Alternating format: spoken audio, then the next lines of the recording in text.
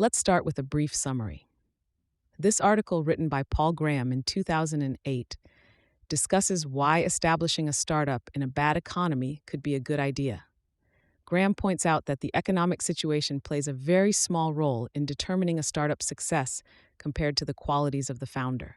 He also suggests that starting a new startup during poor economic times could mean less competition and more opportunities. And it underlines the importance of moving quickly and bringing your ideas to life.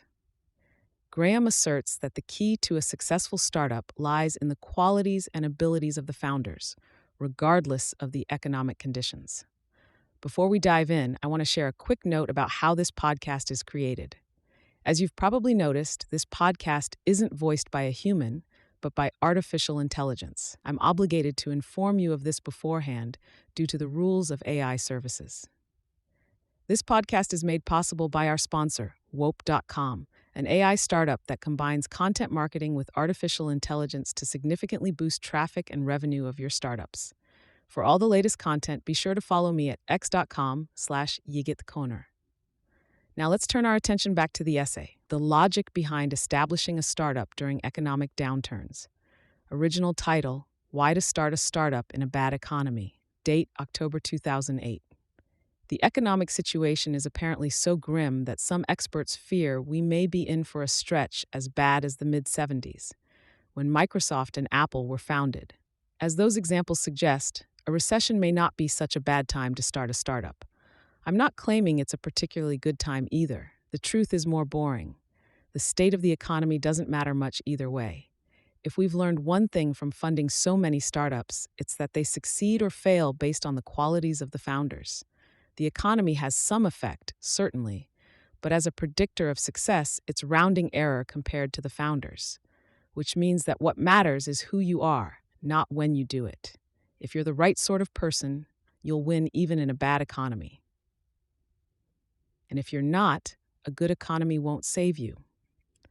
Someone who thinks, I better not start a startup now because the economy is so bad, is making the same mistake as the people who thought during the bubble, all I have to do is start a startup and I'll be rich. So if you want to improve your chances, you should think far more about who you can recruit as a co-founder than the state of the economy.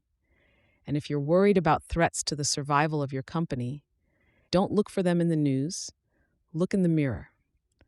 But for any given team of founders, would it not pay to wait till the economy is better before taking the leap?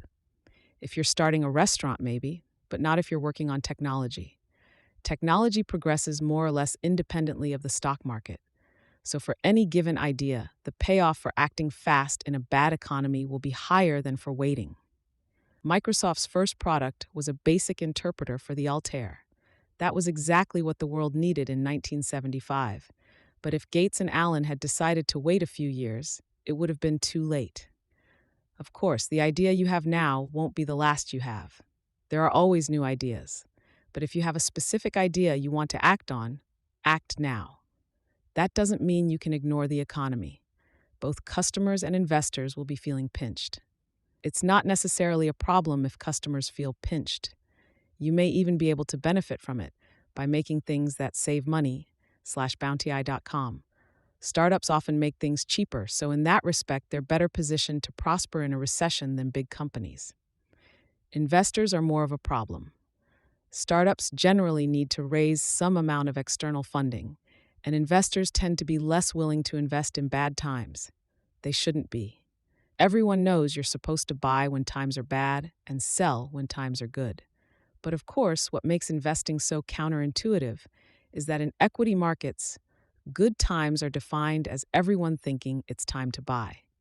You have to be a contrarian to be correct, and by definition, only a minority of investors can be. So just as investors in 1999 were tripping over one another trying to buy into lousy startups, investors in 2009 will presumably be reluctant to invest even in good ones. You'll have to adapt to this. But that's nothing new. Startups always have to adapt to the whims of investors. Ask any founder in any economy if they describe investors as fickle, and watch the face they make. Last year, you had to be prepared to explain how your startup was viral. Next year, You'll have to explain how it's recession-proof. Those are both good things to be. The mistake investors make is not the criteria they use, but that they always tend to focus on one to the exclusion of the rest. Fortunately, the way to make a startup recession-proof is to do exactly what you should do anyway. Run it as cheaply as possible. For years, I've been telling founders that the surest route to success is to be the cockroaches of the corporate world. The immediate cause of death in a startup is always running out of money. So the cheaper your company is to operate, the harder it is to kill. And fortunately, it has gotten very cheap to run a startup. A recession will, if anything, make it cheaper still. If nuclear winter really is here, it may be safer to be a cockroach even than to keep your job. Customers may drop off individually if they can no longer afford you, but you're not going to lose them all at once. Markets don't reduce headcount. What if you quit your job to start a startup that fails and you can't find another? That could be a problem if you work in sales or marketing. In those fields, it can take months to find a new job in a bad economy. But hackers seem to be more liquid. Good hackers can always get some kind of job. It might not be your dream job, but you're not going to starve.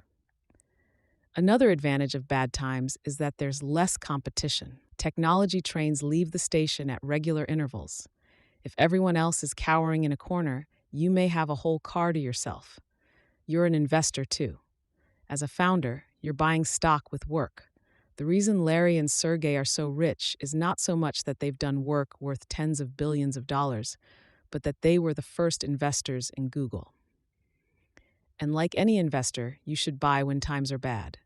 Were you nodding in agreement, thinking, stupid investors, a few paragraphs ago when I was talking about how investors are reluctant to put money into startups in bad markets, even though that's the time they should rationally be most willing to buy? Well, founders aren't much better. When times get bad, hackers go to grad school. And no doubt that will happen this time too. In fact, what makes the preceding paragraph true is that most readers won't believe it, at least to the extent of acting on it. So maybe a recession is a good time to start a startup. It's hard to say whether advantages like lack of competition outweigh disadvantages like reluctant investors. But it doesn't matter much either way. It's the people that matter. And for a given set of people working on a given technology, the time to act is always now.